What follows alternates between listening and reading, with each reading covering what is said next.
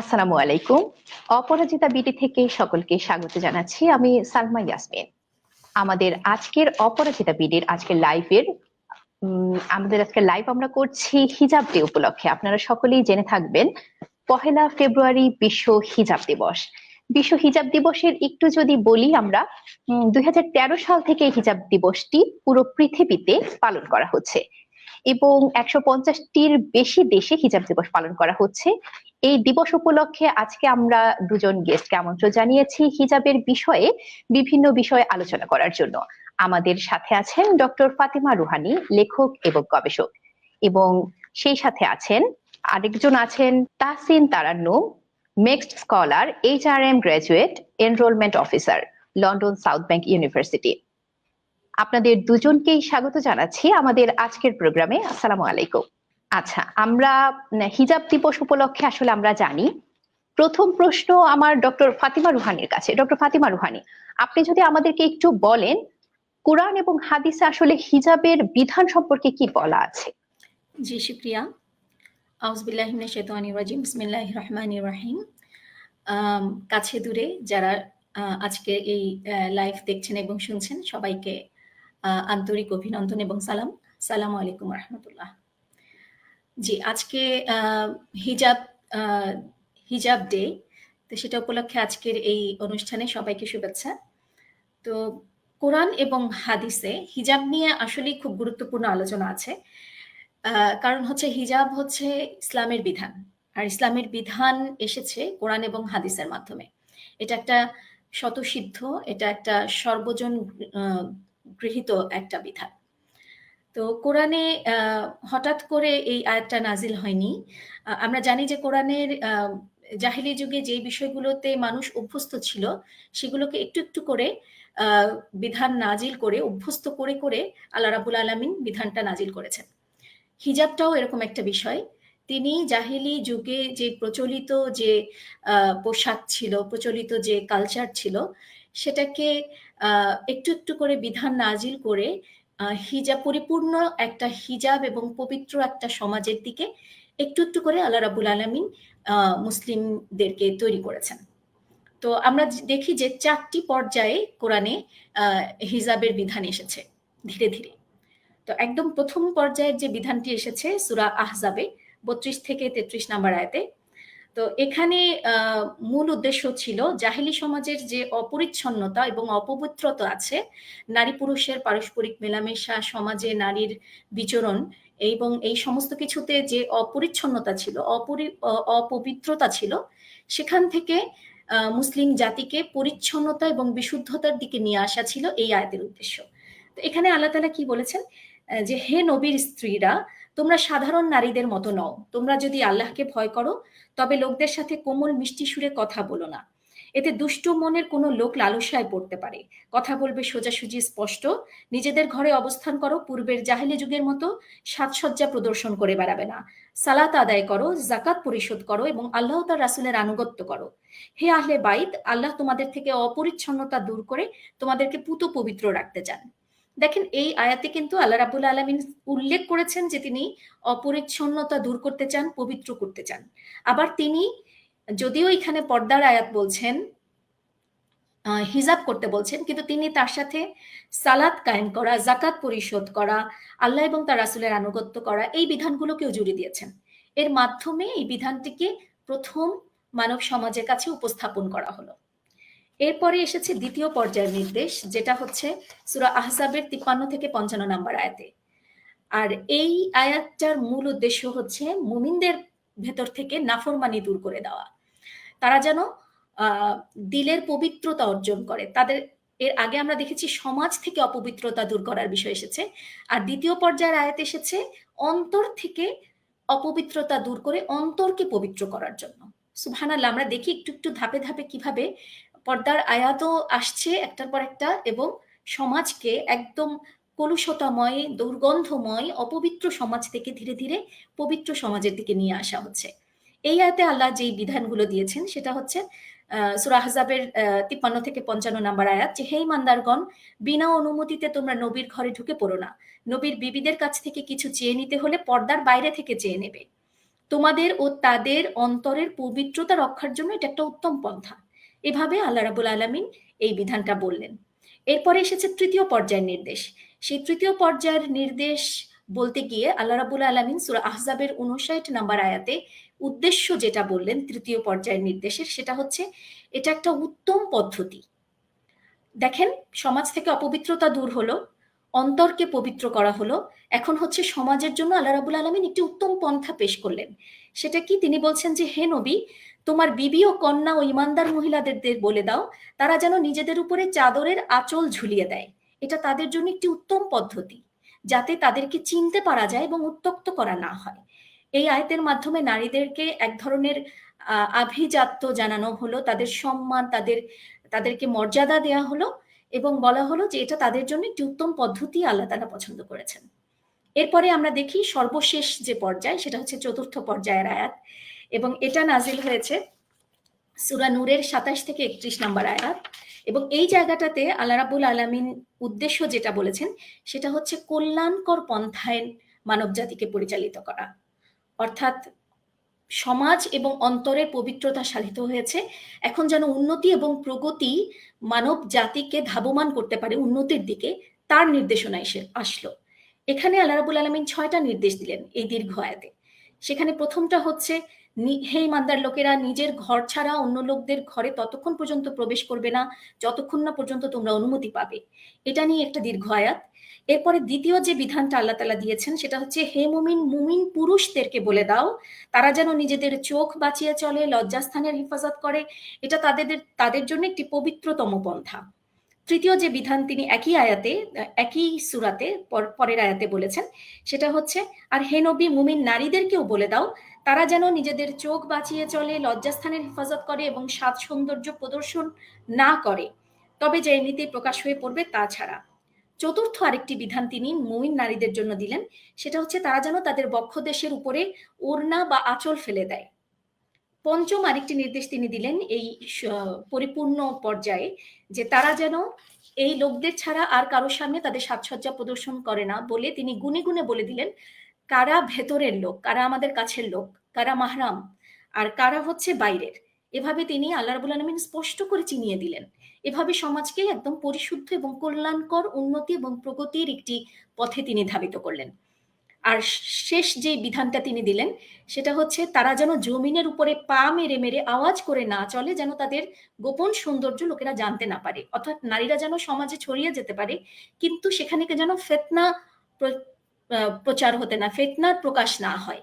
আল্লাহ পরিপূর্ণভাবে মুসলিম সমাজকে কল্যাণকর, পবিত্র, পরিচ্ছন্ন এবং উন্নতি এবং প্রগতির দিকে ধাবিত করলেন সুবহানাল্লাহ হিজাবের আয়াত নাজিল করার মাধ্যমে।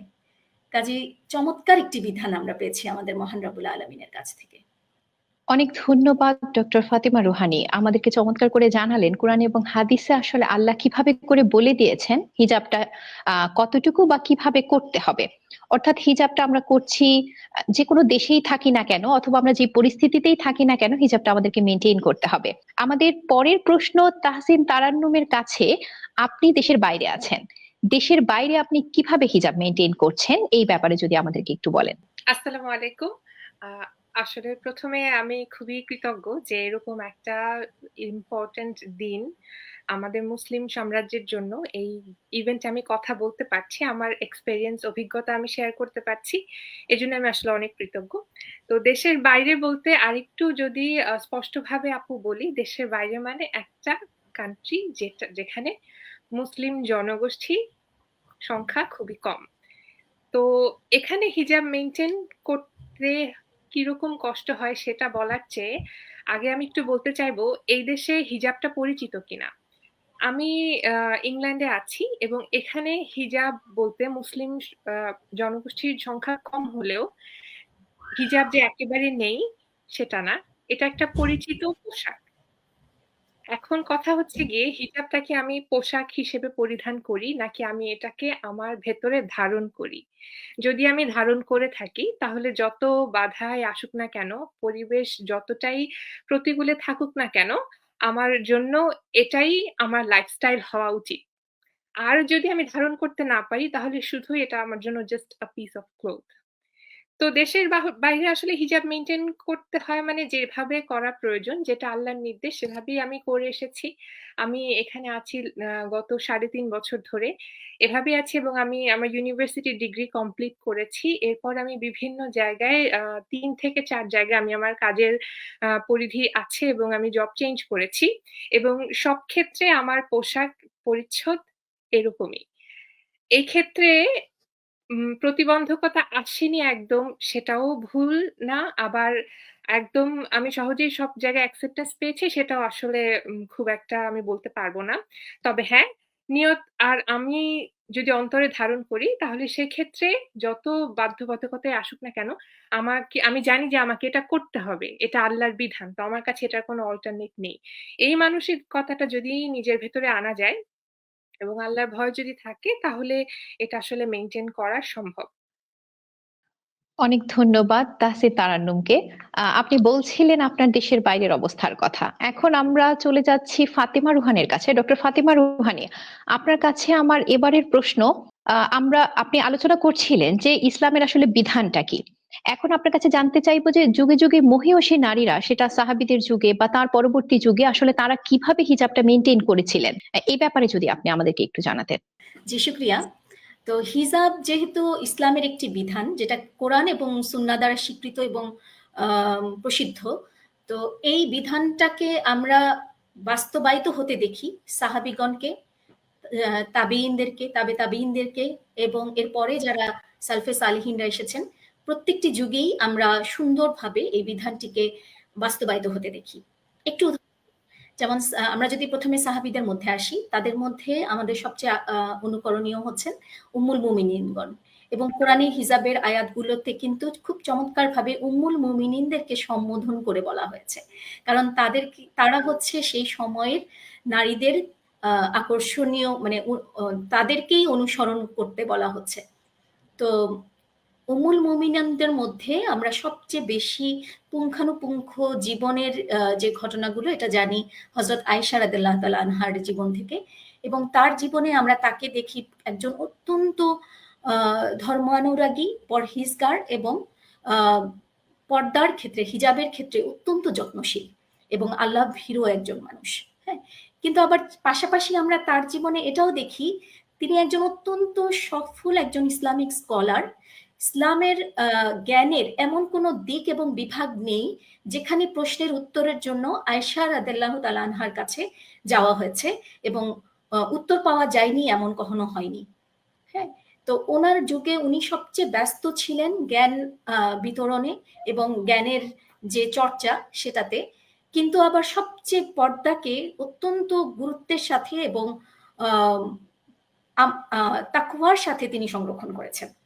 তো আমরা তার জীবনের যে ঘটনাগুলো আমরা দেখি সেখানে জানি যে তার রুমে তিনি যখন ক্লাস নিতেন সেখানে অসংখ্য সাহাবীরা, হাজার হাজার মানুষ তার কাছ থেকে শিক্ষা গ্রহণ করেছে, কিন্তু তার রুমের এবং তার স্টুডেন্টদের মাঝখানে তিনি একটা পর্দা রাখতেন এবং তার যারা ভাতিজা এবং ভাগ্নে, যারা হচ্ছে তার মাহরাম, তারাই ছিল তার সবচেয়ে বড় ছাত্র এবং তাদের মাধ্যমেই তিনি জ্ঞান বিতরণটাকে, ওনার বিতরণ করা যে জ্ঞানের সংরক্ষণ সেটা কিন্তু ওনার মাহরামদের মাধ্যমেই বেশি হয়েছে।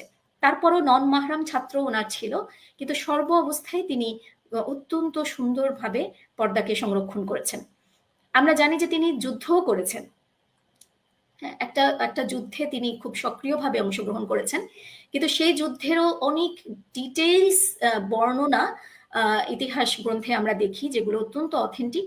সেখানে আমরা দেখি যে তিনি যে উটের উপরে ছিলেন সেই উটে কিন্তু চতুর্দিক থেকে কভার আপ করা ছিল এবং ওনাকে কিন্তু ওনার অবয়বে যুদ্ধের ময়দানে কেউ ওনাকে দেখেনি।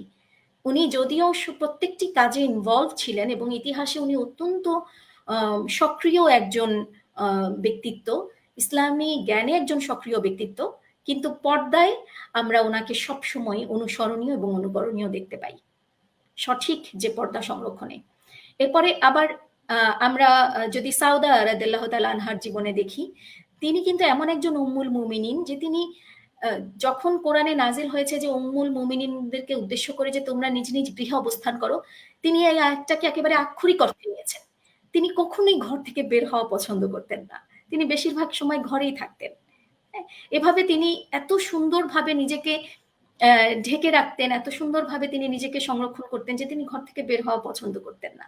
কাজে উম্মুল মুমিনিনদের জীবনগুলোকে তুলনামূলক স্টাডি করলে আমরা বিভিন্ন ধরনের পর্দার ব্যবহার বা হিজাবের ব্যবহারের বিভিন্ন রূপ আমরা দেখতে পাই। আবার আমরা যদি হযরত উম্মে সালামা রাদিয়াল্লাহু তাআলা আনহার জীবনে দেখি যে তিনি অনেক সুন্দর সুন্দর হাদিসের তিনি বর্ণনাকারী, এবং তার বর্ণনায় কিন্তু এসেছে যে আল্লাহ রাসূল সাল্লাল্লাহু আলাইহি সাল্লাম কিভাবে তাকে বিভিন্ন সময় পর্দা শিখিয়েছেন। যেমন একটা হাদিসে এরকম এসেছে যে রাসূল সাল্লাল্লাহু আলাইহি ওয়াসাল্লামকে ঘরে ঢুকতে দেখে তিনি নিজের গায়ে ওড়না জড়াচ্ছিলেন। তখন আল্লাহ রাসূল সাল্লাল্লাহু আলাইহি ওয়াসাল্লাম তাকে বলেছিলেন যে এক প্যাচ না ২ প্যাচ, অর্থাৎ তুমি ওড়নাটাকে একবারে প্যাচ না দিয়ে দুবার তোমার শরীরে জড়াও। এটা একটা চমৎকার হাদিস আমরা ওনার কাছ থেকে পেয়েছি। তো এভাবে উম্মুল মুমিনিনরা যে সুন্দরভাবে তাদের পর্দাকে সংরক্ষণ করেছেন সেটা আমরা দেখতে পাই। এরপরে আবার অন্যান্য সাহাবীদের যে ঘটনাগুলো সেটা যদি আমরা দেখি তাহলে আমরা সাহাবীরা যে ধরনের পোশাকগুলো বেশি পরতেন সেগুলো হচ্ছে ইজার, সরাবিল, দিরআ, রিদা, খিমার, নিকাব, আল খুফুফ, আল জাওরাব, এইসব পোশাক আমরা তাদের হিজাব সংরক্ষণের ক্ষেত্রে দেখি। যেমন সাহাবীদের যে হিজাব সেটা বলতে গেলে আমি একটা হাদিস না বলে পারছি না। সহিহ বুখারীতে আয়েশা রাদিয়াল্লাহু তাআলা আনহা বলেছেন যে আল্লাহ প্রথম পর্যায়ের হিজরতকারী মহিলাদের প্রতি অনুগ্রহ করুন যখনই আল্লাহ তাআলা হিজাবের আয়াত অবতীর্ণ করেন যে তোমরা তোমাদের গলদেশ ও বক্ষদেশ যেন মাথার কাপড় দ্বারা আবৃত করো, সাথে সাথে তারা তাদের চাদর সমূহ ছিঁড়ে টুকরো করে তা দ্বারা নিজেদেরকে আবৃত করে নেন। সুবহানাল্লাহ, মানে মহিলা সাহাবীরা কত প্রম্পট ছিলেন, কত সক্রিয় ছিলেন আল্লাহর হুকুমকে পালনের জন্য। যখনই হিজাবের আয়াত এসেছে তারা নিজেদের কাপড়কে ছিঁড়ে হলেও তারা সেভাবে নিজেদেরকে জড়িয়ে নিয়েছেন। এরপরে তারা আরেকটি পোশাক পরতেন যেটা হচ্ছে ইজার। ইজার হচ্ছে এক ধরনের লুঙ্গি যেটা হচ্ছে মাথার উপর দিয়ে ঢুকিয়ে একদম সারা শরীরকে ঢেকে ফেলে, মাথা থেকে পড়তে হয়। এটার বিস্তারিত বর্ণনা আমরা আয়েশা রাদিয়াল্লাহু আনহার একটা হাদিসে দেখতে পাই, যে খুব বিখ্যাত একটা হাদিস, যেই হাদিসে আয়েশা রাদিয়াল্লাহু আনহা রাসূল সাল্লাল্লাহু আলাইহি ওয়াসাল্লামকে গভীর রাতে ফলো করে বাইরে গিয়েছিলেন। সেই হাদিসটাতে আমরা জানি যে উনি কিভাবে বাইরের পোশাকটি একে একে পরেছিলেন। সেখানে তিনি খুব স্পেসিফিকলি বলেছেন হাদিসে যে তখন আমি আমার জামা মাথা দিয়ে পরিধান করেছি, ওড়না পরেছি, এরপরে আমার ইজার মাথা দিয়ে পরেছি, ইজার দিয়ে আমার দেহ মুখ আবৃত করেছি, এবং তারপরে আমি রাসূল সাল্লাল্লাহু আলাইহি সাল্লামের পেছনে পেছনে বের হয়েছি। অর্থাৎ এই হাদিসটিতে আমরা একদম খুঁটে খুঁটে জানতে পারলাম যে আয়েশা রাদিয়াল্লাহু আনহা কিভাবে বের হওয়ার জন্য রেডি হতেন। তিনি কামিজ যেটা সেটা পরতেন, তিনি ইজার পরতেন, তিনি ওড়না পরতেন, মানে ৩ ধাপে তিনি তার দেহকে আবৃত করতেন। এরপরে আরেকটা পোশাক আছে যেটা হচ্ছে সারাবিল, এটাকে বলা হচ্ছে পাজামা। এটা হচ্ছে যেই ইজার তার ভেতরে পরতেন মহিলা সাহাবীগণ। এবং আলী রাদিয়াল্লাহু আনহুর বর্ণিত একটি হাদিসে এরকম এসেছে যে হে আল্লাহ, আমার উম্মতের যে সকল মহিলা পাজামা পরিধান করেন আপনি তাদের ক্ষমা করুন। হে মানুষেরা, তোমরা পাজামা পরিধান করবে কারণ তা সতর আবৃত করার জন্য তোমাদের ব্যবহৃত সকল পোশাকের মধ্যে শ্রেষ্ঠ পোশাক। আর তোমাদের মহিলাগণ যখন বাইরে বের হবে তখন পাজামা দ্বারা তাদেরকে সুরক্ষিত করবে। এটা আল মুসনাদের একটি হাদিস। তো এভাবে মানে এই পোশাকটি সেই সময় মহিলা সাহাবীদের জন্য খুবই প্রচলিত ছিল। আরেকটি পোশাক ছিল যেটার নাম হচ্ছে দিরআ। এই পোশাকটি আসলে এক ধরনের কামিজ, হ্যাঁ, যেটা হচ্ছে পাজামা যেটা সেটার উপরে এই দারআটা পরা হয়। তো এটাও মহিলা সাহাবীদের মধ্যে খুব দেখা যায়। এরপর হচ্ছে খিমার। খিমারটা ছিল হচ্ছে মাথার উপরে এক ধরনের বড় কাপড়, বা এটাকে আমরা ওড়না বলতে পারি আমাদের ভাষায়, যে এটা হচ্ছে মহিলা সাহাবীরা এটা খুব পরতেন। হ্যাঁ, তো এরকম একটা হাদিস আছে যে আনাস ইবনে মালিক রাদিয়াল্লাহু তাআলা আনহু বর্ণনা করেন যে তার মা উম্মে সুলাইম একটি ঘটনা বর্ণনা করতে গিয়ে বলেন যে তখন উম্মু সুলাইম দ্রুত বেরিয়ে পড়েন। তিনি তার ওড়না অর্থাৎ দারআ যেটা সেটা মাটিতে ময়লার মধ্য দিয়ে টানতে টানতে যে রাসূল সাল্লাল্লাহু আলাইহি সাল্লামের সাথে সাক্ষাৎ করেন। অর্থাৎ এই হাদিসটিতে আমরা দেখতে পেলাম যে মহিলা সাহাবীগণ এমন বড় ওড়না পরতেন যে সেটা যদি সঠিকভাবে তারা হাতের মধ্যে বা শরীরে না পেঁচাতেন সেটা মাটিতে গড়াতো। হ্যাঁ, এ ধরনের বড় ওড়না পরার প্রচলন তাদের মধ্যে ছিল। এরপরে হচ্ছে নিকাব এবং মোজা। হ্যাঁ, এটা হচ্ছে মহিলা সাহাবীদের যে পোশাকের হাদিসগুলো আমরা দেখি, সেখানে হচ্ছে চাদর বা ওড়নাটাকেই তারা দিয়ে তারা তাদের মুখমণ্ডলকেও ঢাকতেন। এবং তাদের ২ ধরনের মোজা তারা পরতেন। একটা হচ্ছে আল খুফ, আর একটা হচ্ছে জাওরব। আল খুফ হচ্ছে চামড়ার এবং আল জাওরব হচ্ছে কাপড় বা উলের। এবং মহিলা সাহাবীগণ যখন বাইরে যেতেন তখন তারা আল খুফ বা চামড়ার সেটা তাদেরকে পরিপূর্ণভাবে কভার আপ করতো তাদের হাত এবং পা, এবং তারা ওই খুফ পরে বের হওয়াটা তাদের মধ্যে স্বাভাবিক ছিল। এরপরে হচ্ছে জিলবাব। জিলবাব শব্দটাই কিন্তু সূরা আহজাবের ৫৯ নম্বর আয়াতে এসেছে যে যখন আমরা বের হব তখন আমরা জিলবাব পড়তে বলা হয়েছে। জিলবাব হচ্ছে একটা আউটার গার্মেন্ট, অর্থাৎ আমি ঘরের যা পোশাক পরি সেটা পরেই আমি বের হয়ে যাব না। মুসলিম মেয়েদের হচ্ছে একটা বাহিরের পোশাক থাকতে হবে, যেটা একটা বাহিরের পোশাক, যেটা তাকে পুরোপুরি তার শরীরকে আবৃত করবে। তো মহিলা সাহাবীদের মধ্যে এই জিলবাব, যেটা বড় একটা চাদরের মতো, যেটা একদম বাইরে পরার একটা জিনিস, সেটাকে ক্লকও বলা যেতে পারে বা বড় চাদর, এটা পড়তে দেখা যায় প্রচুর। কিন্তু যখন তাবেইনদের সময়ে যখন মহিলারা অনেক বেশি সমাজে বাইরে যাওয়া শুরু করেন এবং বিভিন্ন ধরনের সামাজিক কাজে তারা জড়িত হন, তখন তারা এই জিলবাবটা, যেহেতু খোলা চাদর ছিল, তারা এই জিলবাবটাকে ২-৩ ভাগে ভাগ করে তারা সুন্দর করে গুছিয়ে পড়তো, যেটাকে বলা হয় বোরকা। আমরা আমাদের দেশে যে বোরখা শব্দটা বলি, এটা এখান থেকে এসেছে। এই বোরকা শব্দটা হচ্ছে অনেকটা গুছানো, সেলাই করা এবং পার্ট বাই পার্ট গুছানো জিলবাব। হ্যাঁ, কিন্তু এই বোরকা শব্দটা আমরা মহিলা সাহাবীদের সময় খুব বেশি না শুনলেও, এই শব্দটা তাবেইনদের পর থেকে সালফে সালেহিনদের সকল সময় এই শব্দটা অত্যন্ত প্রচলিত ছিল ইসলামিক পর্দা সংরক্ষণের যে পোশাক, সেটাকে বোঝানোর জন্য। তো সবকিছু মিলিয়ে আমরা কিন্তু দেখি যে এটা শুধুমাত্র কোরআন এবং হাদিস দ্বারা সিদ্ধ একটি বিধান না, বরং এটা হচ্ছে ইতিহাসের পাতায় পাতায় আমরা এই পোশাকটির একটি সুন্দর বাস্তবায়ন আমরা মহিলা সাহাবী এবং যারা আল্লাহর আমাদের কাছে পরিচিত আল্লাহর পছন্দের ব্যক্তিত্ব, তাদের সবার মধ্যেই আমরা এই পোশাকটাকে খুব কম দেখি। অনেক ধন্যবাদ ডক্টর ফাতিমা রুহানি। আপনি বলছিলেন যে হিজাবের বিধিবিধান আল্লাহ শুধু কোরআনে এবং রাসূল তার হাদিসেই বলে যাননি, এবং রাসূলের বিবি যারা ছিলেন এবং তার পরবর্তীতে যারা ছিলেন তারা প্রত্যেকে তাদের নিজের জীবনে আসলে এটা বাস্তবায়ন করে আমাদের জন্য অনুসরণীয় করে দেখিয়ে দিয়েছেন আমরা কিভাবে চলবো। এখন আমার প্রশ্ন তাহসিন তারান্নুমের কাছে। আপনি বারবার আসলে আপনাকে বলছি আপনি বাইরে আছেন, আসলে বাংলাদেশের সামাজিক প্রেক্ষাপট আর আপনি যে জায়গায় আছেন আপনি আসলে দুটোই একসাথে দেখছেন, সেই জন্য আপনার কাছে আবার প্রশ্ন দেশের বাইরের অবস্থা নিয়ে, যে আপনি আসলে যখন দেশের বাইরে হিজাব মেনটেন করছেন সেই ক্ষেত্রে সেই জায়গাতে হিজাবের একসেপ্টেন্স গুলা কেমন, এবং আপনি কখনো কোনো বাধার সম্মুখীন হয়েছেন কিনা? থ্যাংক ইউ আপু, খুবই সুন্দর একটা প্রশ্ন। আমি সত্যি অনেক করে চাই এই প্রশ্নটার উত্তর দিতে। তো আমার নিজের অভিজ্ঞতা সেটা হচ্ছে সমস্যা থাকবেই। কিন্তু সমস্যার প্রধান কারণটা কি সেটা আমাকে আগে ডিটেক্ট করা আমি মনে করি জরুরি। তো দেশের বাইরে যেখানে আমি আছি, একটা নন মুসলিম কান্ট্রি, এখানে যদি আমি এটাকে সমস্যা মনে করি তাহলে আমার প্রবলেমটার রুট কজটা কি?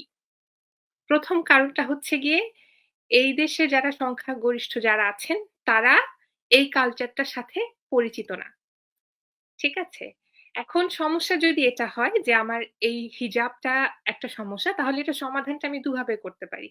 একটা হচ্ছে গিয়ে শর্ট টার্ম, যে আমি লেট গো করছি, আমি এটাতে বেশি আগাচ্ছি না। আরেকটা হচ্ছে গিয়ে আমি যদি একদম মূলে ভেতরে যেয়ে সমস্যাটার রুট কজটা বের করে সেটাকে আমি সলিউশন করার চেষ্টা করি। তো আমার ক্ষেত্রে সময় সাপেক্ষ হলেও আমি সবসময় চাই যে যাদের সাথেই আমার চাকরির ক্ষেত্রে হোক, পড়াশোনার ক্ষেত্রে হোক, রেগুলার উঠা বসার ক্ষেত্রে হোক, কারো মনে যদি কখনো এই হিজাব পরা নিয়ে প্রবলেম বা মনে কোনো প্রশ্ন আসে, আমি চাই তাদের মন থেকে সেই সমস্যাটার সমাধান করে দিতে।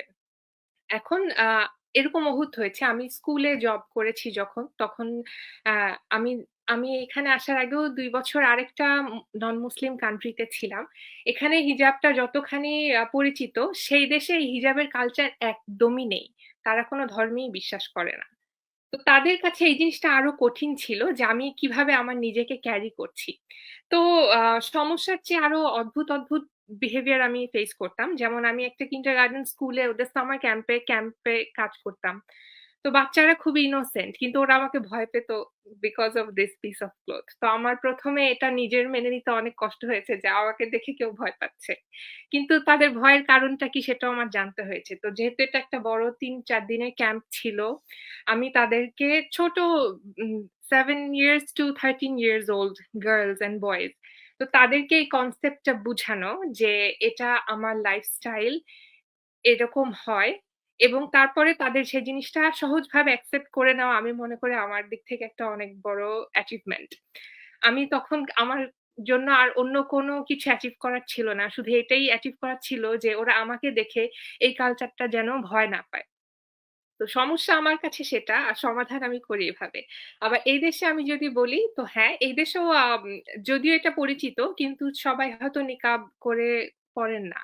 আবার এমনও হয় যে আপনাকে হয়তো সরাসরি বলছে না, কিন্তু যেহেতু ওরা পরিচিত না বা ওরা জানে যে আমি ওদের জনরার মানুষ না, তো সেক্ষেত্রে হয়তো ইনডিরেক্টলি ওরা আমাকে এভয়েড করার বা করে। কিন্তু ওই যে বলি যে আমি অন্তর থেকে বিশ্বাস করি, আমি ক্যারি করি এই হিজাবটা, আমার এই পোশাকটা আমি শুধু পড়ার জন্যই পড়ি না।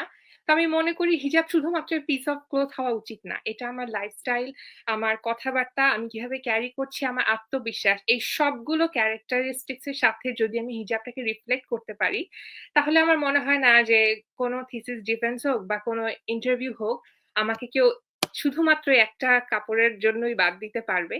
এরকম আমার মনে হয় না। তো এরকম অনেক চ্যালেঞ্জ আমি ফেস করেছি। কিন্তু আমি সেগুলোর সমস্যার সমাধানও করেছি। আর হিজাবের অ্যাকসেপ্টেন্স বলতে কি আসলে শুধু একটা উম মাথায় একটা স্কার্ফ পরে নিলাম, এটাতেই মানুষ যে ভয় পায় ব্যাপারটা কিন্তু এরকম না। আমি আমি মনে করি যে আমাকে দেখে একজন বুঝবে যে হিজাবটা আসলে কিরকম হওয়া উচিত। তো সেই ক্ষেত্রে আমি কিভাবে হাঁটছি, কিভাবে কথা বলছি, কিভাবে নামাজের সময় ব্রেক নিচ্ছি, এই সবগুলাই আমার হিজাবের একটা অংশ হওয়া উচিত।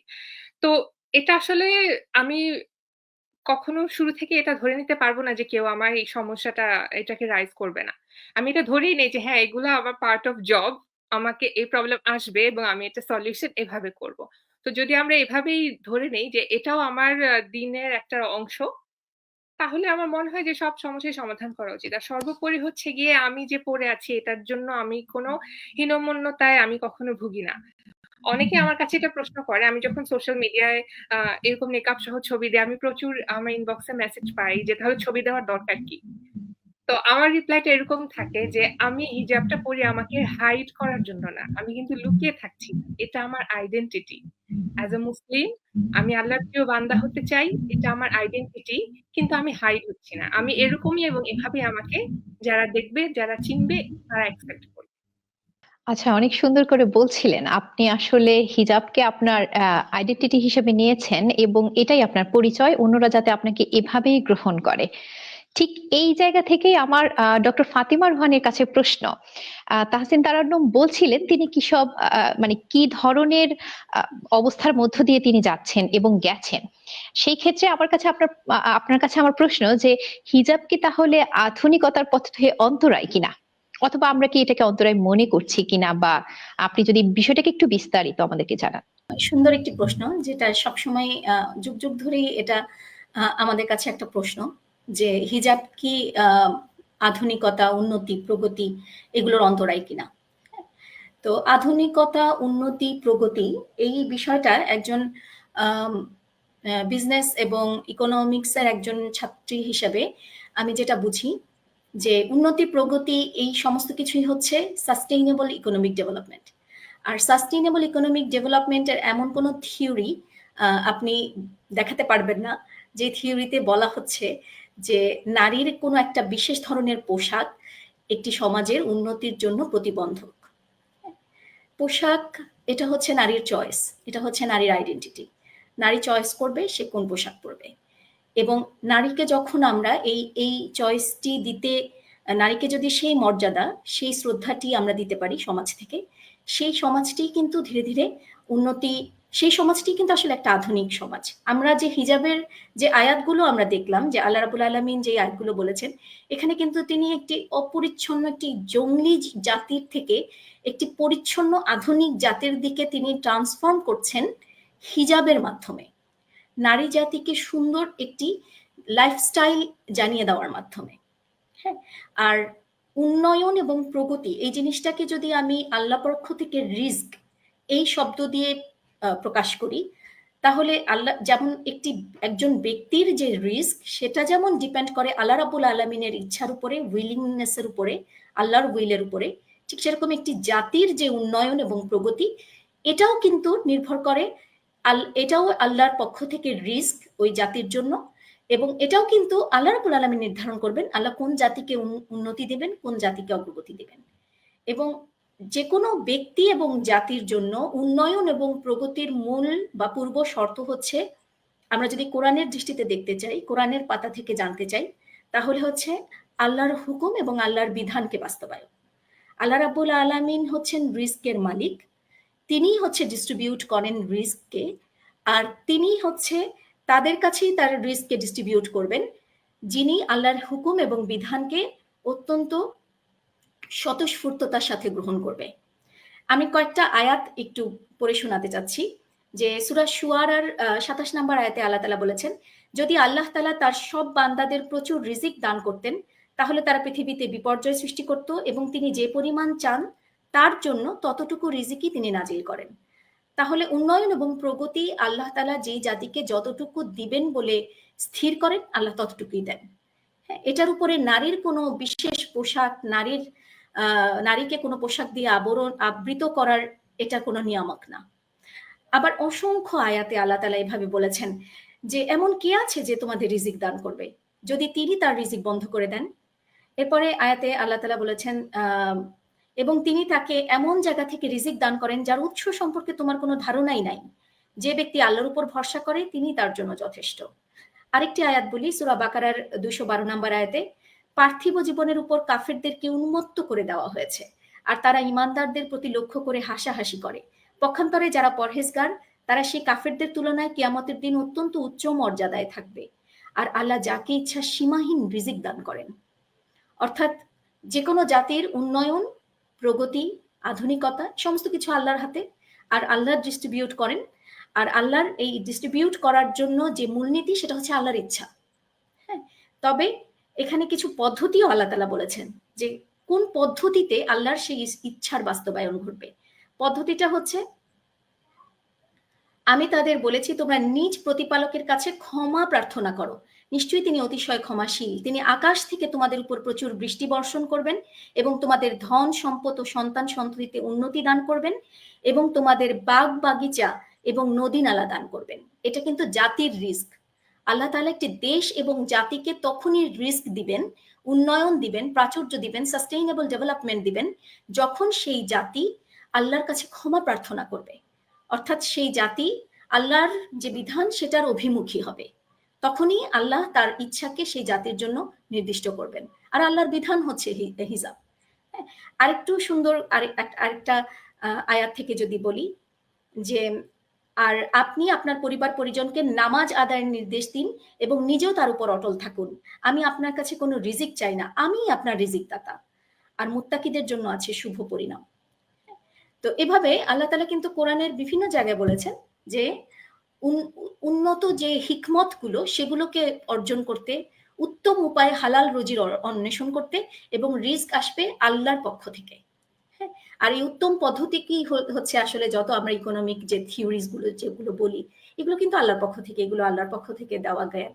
তো এই জ্ঞানগুলোকে আমরা এক্সিকিউট করব এবং জাতিগতভাবে সমস্ত দেশের সকল মানুষগুলো মিলে আমরা আল্লাহর মুখাপেক্ষী থাকব, আল্লাহর বিধানকে ভালোবাসবো, এবং আল্লাহ রাব্বুল আলামিন আসমান এবং জমিন থেকে সেই জাতির উন্নতি এবং প্রগতির রিস্ক বর্ষণ করবেন। অনেক ধন্যবাদ ডক্টর রুহানী, আপনি সুন্দর করে আমাদেরকে ব্যাখ্যা করছিলেন। প্রিয় দর্শক, আপনাদেরকে বলছি আপনারা দেখছেন অপরাজিতা বিডির আজকের লাইভ। বিশ্ব হিজাব দিবস উপলক্ষে আজকে 1 ফেব্রুয়ারি আমরা আপনাদের সামনে হাজির হয়েছি একটি লাইভ নিয়ে। এখন আমার কাছে প্রশ্ন তাহসিন তারান্নুমের কাছে, ডক্টর রুহানি বলছিলেন হিজাবের বিষয়ে। আপনার কাছে আমার প্রশ্ন, তাহলে হিজাবকে কি আমরা নারীর স্বাধীনতা বলতে পারি, নাকি বলতে পারি এটা সামাজিক কিংবা ধর্মীয় বাধ্যবাধকতা? আপনি এটাকে আসলে কোন দৃষ্টিভঙ্গিতে দেখছেন, বা সমাজের জন্য আসলে বিষয়টা কেমন হতে পারে? আহ, আপু কিন্তু একটু আগেই বলেছিল যে আসলে আমি একজন নারী, উনি হিজাব পরবে কি পরবে না বা যাই পরবে, এটা আসলে তার সম্পূর্ণ তার নিজস্ব চয়েস থেকে সেই কাজটা করবে। তো আমিও এটা বিলিভ করি। কিন্তু অ্যাজ আ মুসলিম, এই যে আপু প্রথম দিকে আমাদেরকে ধাপে ধাপে কিভাবে কোরআনে পর্দার বিষয়টা এসেছে এটা কিন্তু আমাদেরকে এক্সপ্লেন করেছে। তো আমি যদি আমার অন্তরে আসলেও কোরআনকে ধারণ করি, তাহলে আমার জন্য এটা কখনোই আমি এটা চয়েস করব কি করব না এরকম প্রশ্ন আসলে আসার কথা না। তবে হ্যাঁ, এটাও ঠিক যে আমি কাউকে কখনো জোর করতে পারি না। আবার এটাও ঠিক যে যারা পড়ছে না তাদেরকে আমি সমাজ থেকে বাদ দিতে পারি না, বা আমি নিজে সমাজ থেকে বার হয়ে যেতে পারি না।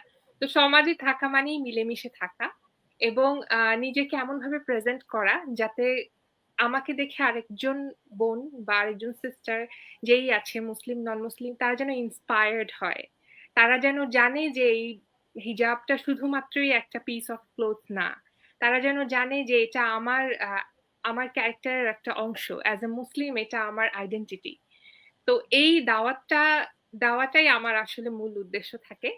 আমি কখনোই এটা সমাজের বাধ্যবাধকতা কিনা বা স্বাধীনতা কিনা, এই প্রশ্নগুলো আসলে অনেক বড় আঙ্গিকে চিন্তা করার বিষয়। তো আমার কাছে মনে হয় যে সবকিছুর ব্যাপারে আগে মাইক্রো থেকে শুরু করা উচিত। আমি প্রথমে যে বাসায় থাকি, আমি চেষ্টা করবো যে বাসায় যেন সবাই আমাকে এইভাবে অ্যাকসেপ্ট করে। তারপর আমার কাজের ক্ষেত্রে, তারপর আমার ইউনিভার্সিটিতে। তো এভাবেই তো আমি সবাইকে আমার পরিচিতিটা দিতে পারি। তো এরকম আচ্ছা, ছোট থেকে আসলে আস্তে আস্তে আমরা বড় পরিসরে যাই। সেটা হচ্ছে হিজাবের ব্যাপারে আমাদের হয়তো বা একটা মিসকনসেপশন আছে। এটা কিন্তু কোনো সামাজিক রুলস না, এটা কিন্তু একটা ইবাদা।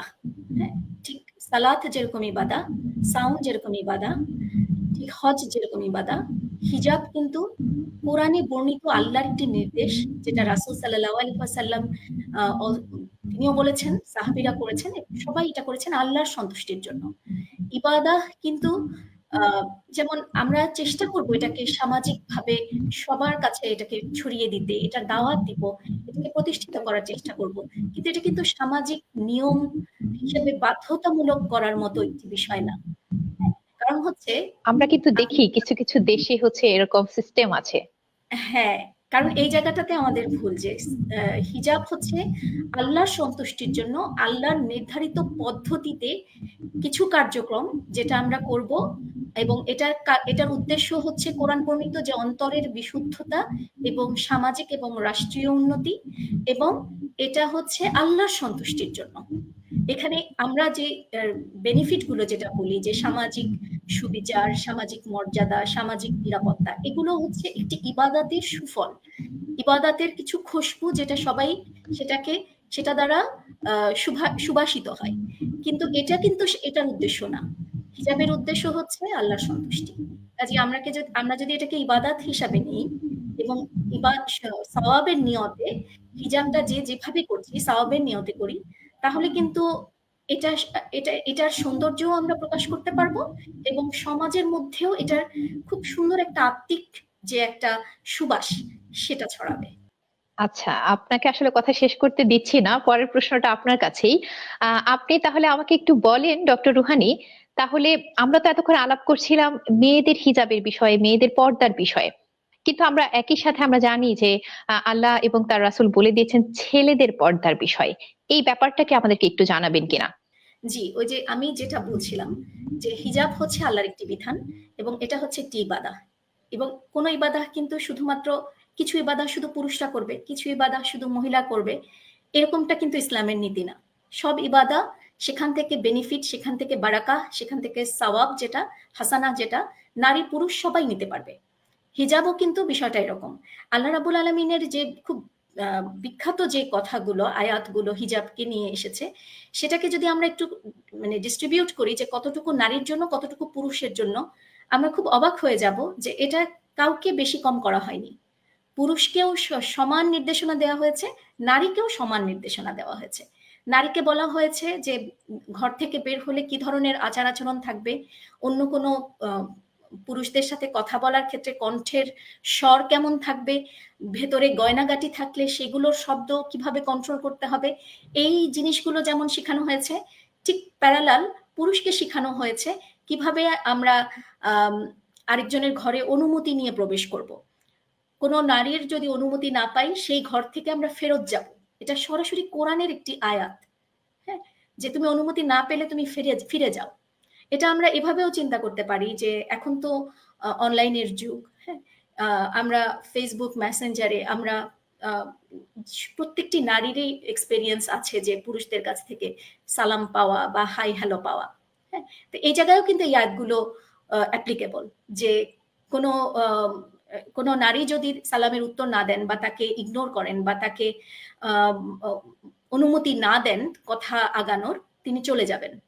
তিনি জরুরি, অত্যন্ত জরুরি কোনো বিষয় হলো তিনি বলবেন না। এটাই পুরুষদের প্রতি হিজাবের নির্দেশনা।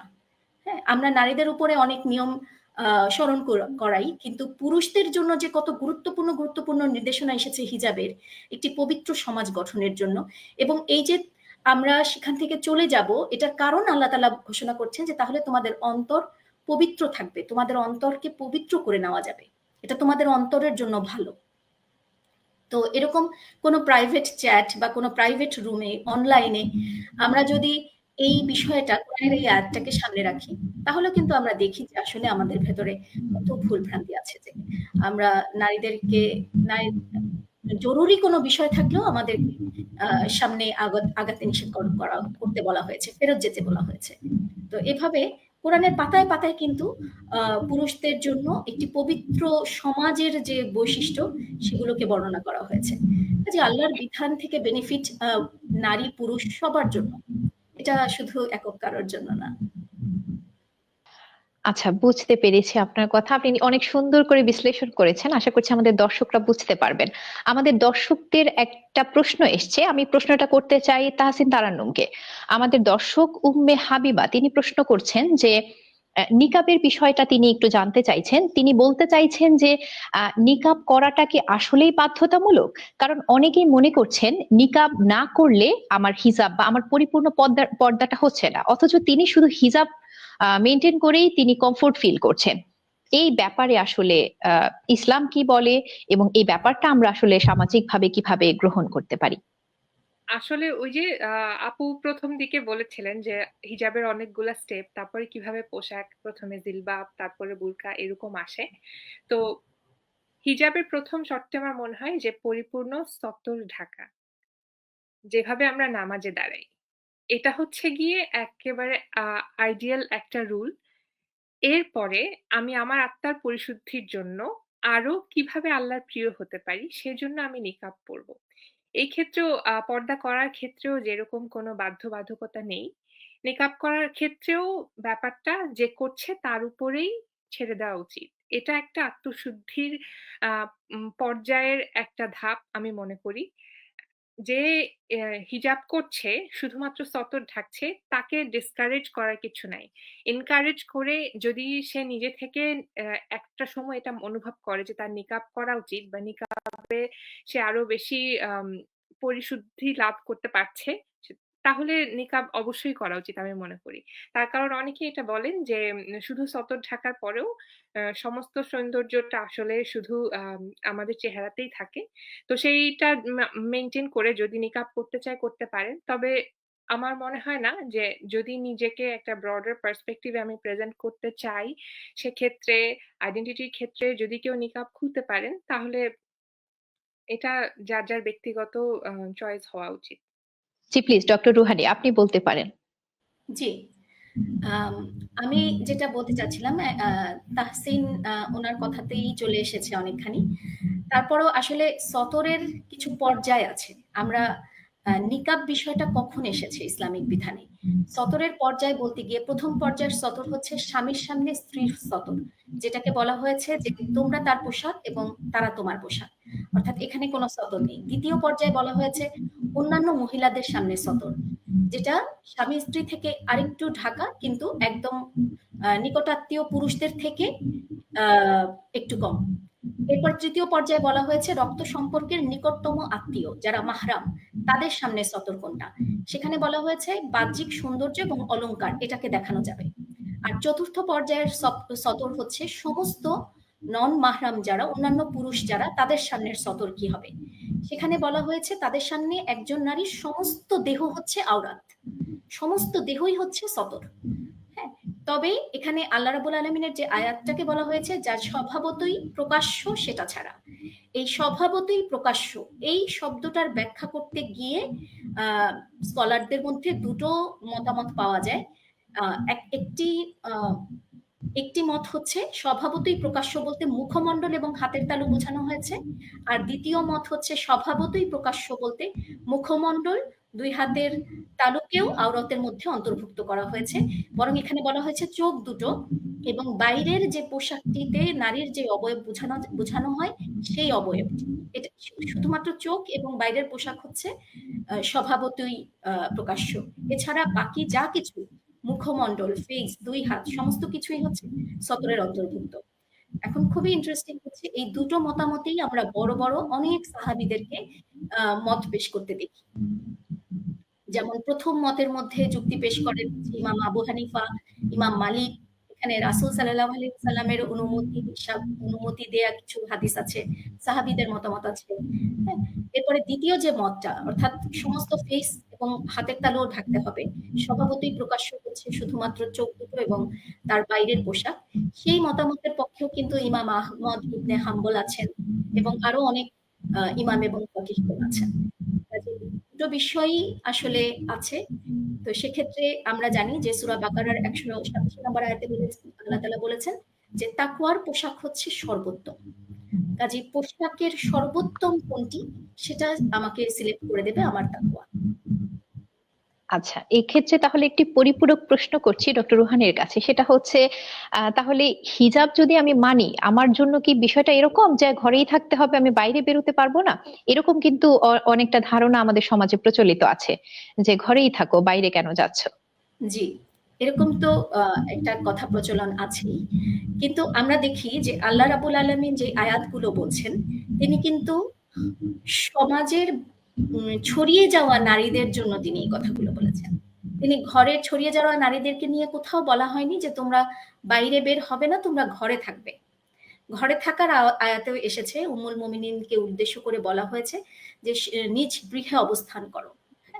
কিন্তু আমরা যখন রাসূল সাল্লাল্লাহু আলাইহি সাল্লামের জীবনে এবং মহিলা সাহাবীদের যে কর্মমুখর জীবন আমরা দেখি, ইসলামী সমাজের যে নারী এবং পুরুষের সুন্দর একটি মানে কল্যাণকর এবং পবিত্র একটি বিচরণ সমাজে দেখি, সেখানে কিন্তু আমরা দেখি যে কোরআনে যে বাইরে বের হওয়ার যে বিধানগুলো তিনি বলেছেন সেগুলোকে খুব স্ট্রিক্টলি তারা ফলো করেছেন এবং বের হয়েছেন। কোরআনে যেমন ঘরে থাকার কথাও বলা হয়েছে, সেরকম বাইরে বের হতে হলে কি ধরনের পোশাক পরে বের হতে হবে, কি ধরনের অ্যাটিটিউড নিয়ে, কি ধরনের গেস্টার নিয়ে বের হতে হবে সেটাকেও চিহ্নিত করা হয়েছে, সেটাকেও খুব স্পষ্ট করে বলে দেওয়া হয়েছে।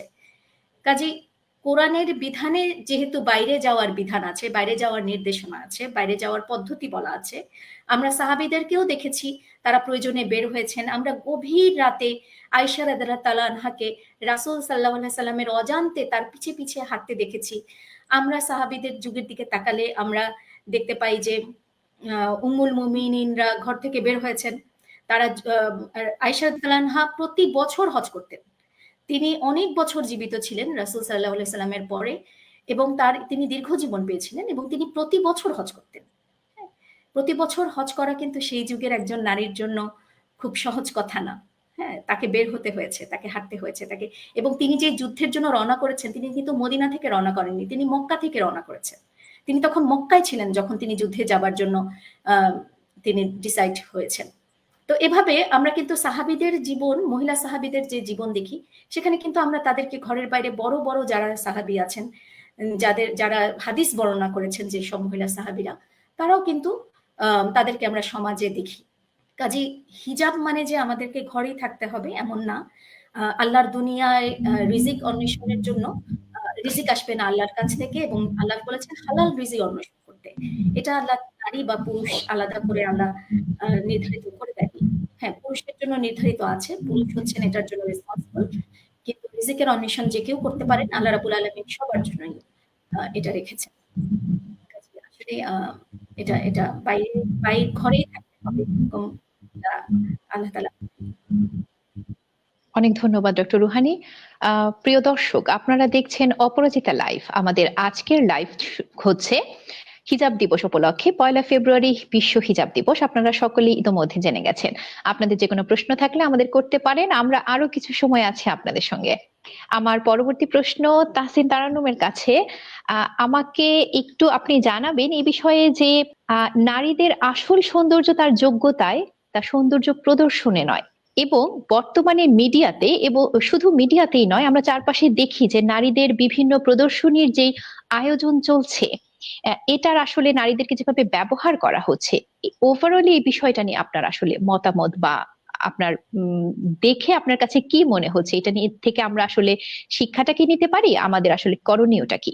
খুবই গুরুত্বপূর্ণ একটা প্রশ্ন, স্পেশালি ইন দিস এরা। আমার মনে হয় না যে এখন আমরা যেইরকম একটা সমাজ ব্যবস্থায় এসেছি, আমরা যদি 10 বছর আগের কথাও চিন্তা করি, তাহলেও আমরা দেখব যে আগে, ঠিক 10 বছর আগেও এখন বাংলাদেশ প্রেক্ষাপটে যে পরিমাণ স্টুডেন্ট, স্পেশালি ফিমেল স্টুডেন্টস যারা দেশের বাইরে যাচ্ছে, হায়ার ডিগ্রিজ নিচ্ছে, পিএইচডি করছে, মাস্টার্স করছে, স্কলারশিপ পাচ্ছে, 10 বছর আগে সেই রেশিওটা অনেক কম ছিল। এখন কিন্তু এই রেশিওটা অনেক অনেক অনেক বেশি। হ্যাঁ, তো আমি মনে করি না যে আসলে পোশাক জ্ঞান অর্জন বা সাফল্যের ক্ষেত্রে কোনো ধরনের অন্তরায় হতে পারে। আমি একটা জায়গায় পড়াশোনা করছি, থিসিস পেপার সাবমিট করছি। আমি আমার ব্রেইনটাকে ইউটিলাইজ করব। আল্লাহ আমাকে যে জ্ঞান দিয়েছে সেটা প্রতিফলিত হবে আমার কাজের মাধ্যমে। সেই ক্ষেত্রে যদি আমার কাজটা 10 জন স্টুডেন্টের মধ্যে আমার কাজের যে কঠোর পরিশ্রম আমি করি সেটা প্রতিফলিত হয়, তাহলে আমার মনে হয় না যে জাস্ট আমার পোশাক শুধুমাত্র আমার এই সাফল্যের ক্ষেত্রে অন্তরায় হতে পারে। হ্যাঁ, কিছু কিছু ক্ষেত্রে হয়তো অ্যাজ আ মাইনর, যেহেতু আমি নন মুসলিম, আমি বারবার এই কথাটা বলছি কারণ আমার কাছে মনে হয় এই প্রেক্ষাপটটা আসলে একটু আসা উচিত যে মুসলিম কান্ট্রি আর নন মুসলিম কান্ট্রি দুইটা আসলে অ্যাকসেপ্টেন্স লেভেলটা অনেক আলাদা। তবে এখানে আমি যেরকম হিজাবের অ্যাকসেপ্টেন্স দেখি, মুসলিম কান্ট্রি গুলাতেও যে সেটা হয় না এরকমও না। বাংলাদেশে থাকাকালীন এমন অনেক জায়গায় হয় যে শুধুমাত্র হিজাব করার কারণেই হয়তো কোনো জায়গা থেকে কনফার্মেশন আসে না বা স্ট্যাটাসের উপর নির্ভর করে। কিন্তু এই মানসিকতাটা আসলে এখন অনেক চেঞ্জ হয়েছে। আমার মনে হয় না এখন এই যুগে এসে শুধুমাত্র কে কিরকম পোশাক পরলো, কে কিভাবে প্রেজেন্ট করলো সেটা দেখা হয়। এখন জ্ঞানের অনেক সমাদর করা হয়, স্পেশালি ফিমেলরা। আমি তো দেখে আমার মনে হয় যে এখন ফিমেল স্টুডেন্টসরা মেলদের থেকে আরো বেশি ভালো করছে, আরো বেশি ভালো গ্রেড পাচ্ছে, আরো দ্রুত প্রমোশন পাচ্ছে, এবং অনেক মুসলিম স্টুডেন্টস আছে যারা হচ্ছে গিয়ে এইসব ক্ষেত্রে এখন নিজেদেরকে আরো বেশি লাইমলাইট আনতে পারছে, এবং সেটা শুধুমাত্র পোশাকের ক্ষেত্রে না। তো আমার মনে হয় না যে এটা আসলে কোনো বাধ্যবাধকতা। আরেকটা জিনিস আমি শুরুতেও বলেছিলাম যে হিজাবটা আসলে শুধুমাত্র আমি একটা পোশাক পরেছি এরকম হওয়া উচিত না। আমি নিজেকে কিভাবে সমাজের সামনে প্রেজেন্ট করি, আমার লাইফস্টাইলটা কি, এবং আমি নিজেকে কিভাবে পরিচয় করিয়ে দিচ্ছি সমাজের সামনে, এটা আসলে আমার কাছে খুব গুরুত্বপূর্ণ। আমি যদি আমাকে নিয়ে বিশ্বাসী থাকি, কনফিডেন্ট থাকি, এবং আমি যদি এটা মনে প্রাণে বিশ্বাস করি যে আমার জন্য এটা আল্লাহর বিধান এবং আমার রিজিক আল্লাহর হাতে, তাহলে সাফল্য আসবে, এটা কেউ ঠেকাতে পারবে না। আর এটাই আমি আসলে এটা বিশ্বাস করি, এবং আমি I'm sticking to it for last few years and inshallah I'll continue doing it. আচ্ছা ডক্টর রুহানি, আপনার কাছে আমার একই প্রশ্ন, যে আপনি আসলে কি মনে করছেন? জি, আসলে আমরা যদি আল্লাহর বিধানগুলো দেখি, যে আল্লাহ রাব্বুল আলামিন কিন্তু মুসলিমদেরকে, মানুষকে, কোরআনে কিন্তু মানুষকে, মুসলিমকে, ইমানদারকে অনেকভাবে সম্বোধন করে আল্লাহ কথাগুলো বলেছেন, যে তিনি চাচ্ছেন মানুষ জাতির ভেতর থেকে যে যে কি বলে এটাকে, যে জাহিলিয়াত, যে মূর্খতা, যে যে জিনিসগুলা ঠিক না, যেগুলো মানুষের মর্যাদার সাথে যায় না, মানুষের যে মানবিক যে অবস্থান সেটার সাথে আম, মানুষকে অপমানিত করছে, সেই বিষয়গুলো মানব জাতির থেকে সরিয়ে একটি সুন্দর, একটি আধুনিক, একটি পরিচ্ছন্ন এবং উন্নত একটি মানব জাতি আল্লাহ তাআলা দেখতে চান। আর কোরআনের বিধানগুলো কিন্তু সে পথেই এগোচ্ছে। কাজে আমরা যেটা দেখি যে নারী জাতি কিন্তু এখন যেরকম আমরা দেখি যে একেবারে পণ্য হিসেবে ব্যবহার করা বলেন, অশ্লীলতার একটা উপকরণ হিসেবে ব্যবহার করা বলেন, বা ভোগের যে একটা একটা উপকরণ, সেটা কিন্তু আমরা এখনো আমাদের মুসলিম সমাজেও আমরা দেখি। এটি কিন্তু তখনও ছিল। নারী জাতি কিন্তু মানে নারীদের যে মানুষ হিসেবে যে মর্যাদা, মা হিসেবে মর্যাদা, হ্যাঁ, সভ্যতার ধারক হিসেবে, হ্যাঁ, একটা একটা তমুদ্দুনের একজন রক্ষক হিসেবে তার যে মর্যাদা, এটা কিন্তু অজ্ঞতা এবং মূর্খতা থেকে সেই যুগেও ছিল, এখনো যেটা আছে এটা হচ্ছে অজ্ঞতার কারণেই, মূর্খতার কারণেই। আমরা যে অশ্লীলতাগুলো দেখি এগুলো কিন্তু এই অজ্ঞতাগুলো কারণে। আমরা মেয়েরা যখন আমাদের নিজেদের মর্যাদাকে বুঝবো, যখন আমরা আর পুরুষদের কাছে আকর্ষণীয় হওয়াটাকে গুরুত্বপূর্ণ মনে করব না, যখন আমরা নিজেদের ইনার্স যে কোয়ালিটিস গুলো আছে সেগুলোকে পরিচর্যা করব, তখনই কিন্তু আমরা আল্লাহর পছন্দের দিকে ধাবিত হতে থাকবো। এভাবে যখন একটা পুরো নারী জাতি ভাবতে পারবে, ভাবতে শিখবে, সেই নারী জাতিটা সবচেয়ে আধুনিক, সেই নারী জাতিটা সবচেয়ে সকল সংস্কার থেকে মুক্ত একটি উন্নত একটি নারী জাতি। পুরো মানুষ জাতি যখন এই বোধটা বুঝবে যে নারী ভোগের জিনিস না, নারী পুরুষের সামনে আকর্ষণীয় দেখার উদ্দেশ্যে তৈরি করা না, নারী নারীর যে সৌন্দর্য সেটার জন্য আহ, হালাল পদ্ধতিতে বিয়ের ব্যবস্থা আছে, সেখানে সে সেটা সমাদর পরিপূর্ণভাবে পাবে, কিন্তু সমাজের কাছে উন্মুক্ত করার জিনিস না, তাহলে সেটা তার ব্যক্তিত্ব, তার ইমেজ, তার আভিজাত্য, তার যে মানে মনুষ্যত্ব, সেটা সেটা মানে ধ্বংসপ্রাপ্ত হচ্ছে, সেটাকে কুরে কুরে নষ্ট করে ফেলা হচ্ছে। এটাকে যখন পুরো মানুষ জাতি জানতে পারবে, তখন পুরো মানুষ জাতি একেবারে আল্লাহর নির্ধারিত রিজিক দিয়ে উন্নত হয়ে যাবে। কিরকম উন্নত? জান্নাতের মতো। জান্নাত হচ্ছে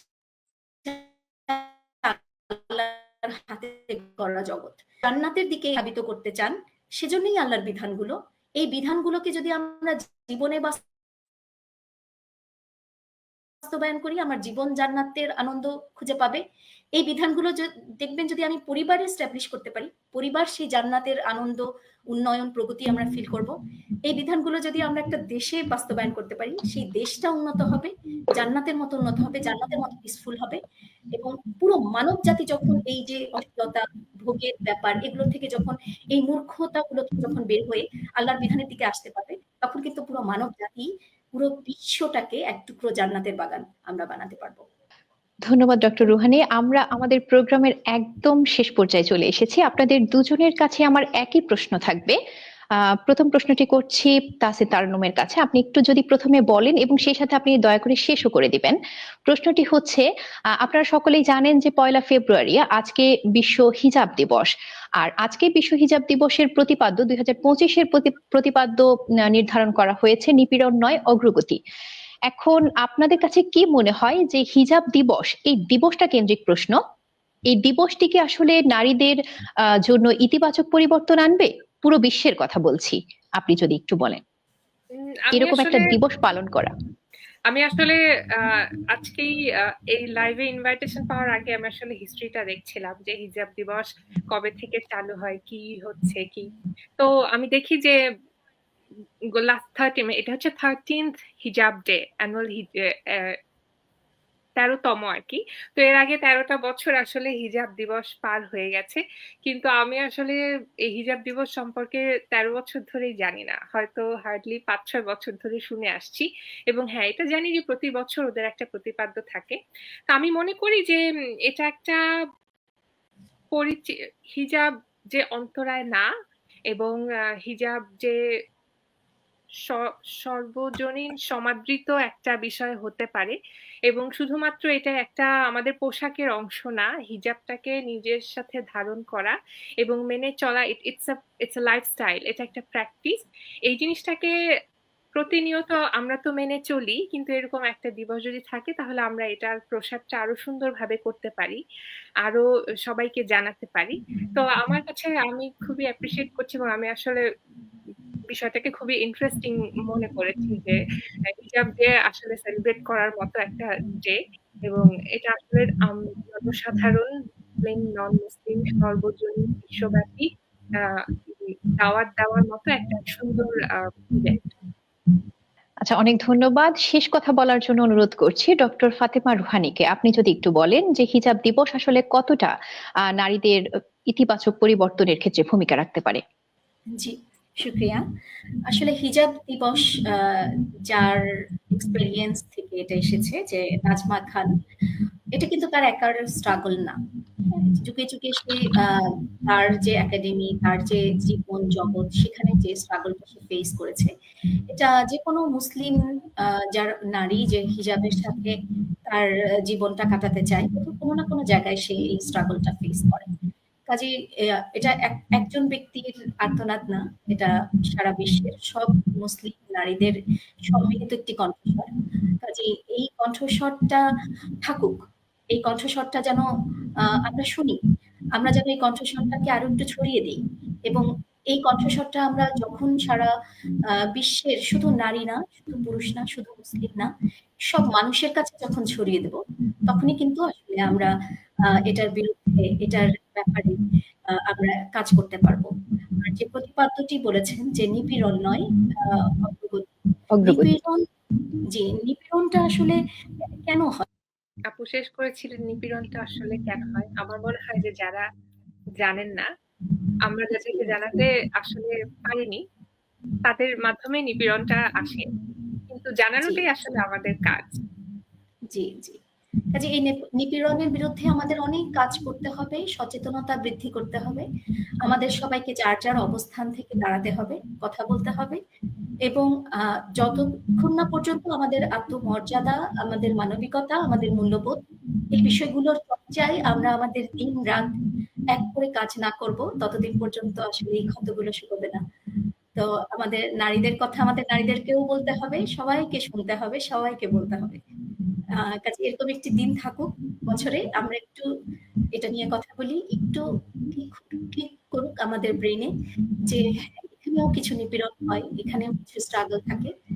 তো আমরা সবাই এক আল্লাহর সন্তুষ্টির জন্য এই স্ট্রাগল গুলো করছি, এই প্র্যাকটিস গুলো করছি, সেই আল্লাহর দিকেই আমাদেরকে ফেরত যেতে হবে, এবং আল্লাহর সন্তুষ্টির পথেই যেন আমরা সবসময় কাজ করে যেতে পারি। এই প্রত্যাশা, এই আশা থাকবে সবার কাছে। সবাইকে অনেক অনেক অনেক ধন্যবাদ। ধন্যবাদ। জি, আপনাকে অনেক ধন্যবাদ তাহসিন তারান্নুম, আপনাকে অনেক বেশি ধন্যবাদ। ডক্টর ফাতেমা রুহানী, আপনারা দুজন আমাদেরকে সময় দিয়েছেন। আমাদের অপরাজিতা বিডি লাইফে আজকে আপনাদের দুজনের উপস্থিতি অনেক প্রাণবন্ত ছিল। আশা করছি আমাদের দর্শকরা অনেক বেশি এনজয় করেছেন। আপনাদের দুজনকে আবারও ধন্যবাদ জানিয়ে আজকের অপরাজিতা বিডির লাইফ এখানেই শেষ করছি। সকলকে অনেক অনেক ধন্যবাদ। আসসালামু আলাইকুম।